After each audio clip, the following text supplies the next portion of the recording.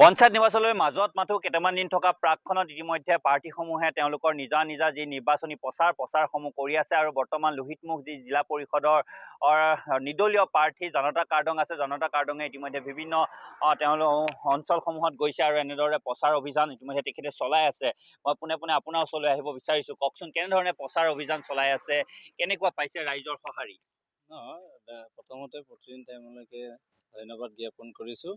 আমি প্ৰচাৰ অভিযানটো বহুত 100% সঁহাৰি পাইছোঁ, যিহেতু সকলোৱেই আমাক আন্তৰিকতাৰে আদৰণি জনাইছে।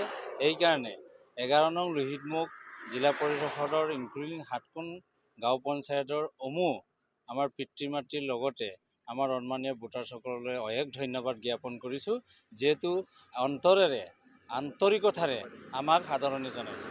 যিহেতু আপুনি নিৰ্বাচনী প্ৰচাৰ চলাই আছে, যিহেতু বিজেপিও কেণ্ডিডেট দিছে, কংগ্ৰেছেও দিছে, আপুনি নিৰ্দলীয় প্ৰাৰ্থী হিচাপে আপুনি ইতিমধ্যে প্ৰচাৰ চলাই আছে, কোন ফেক্টৰ হ'ব? বিজেপি কংগ্ৰেছ কাৰ মাজত যুঁজখন হ'ব?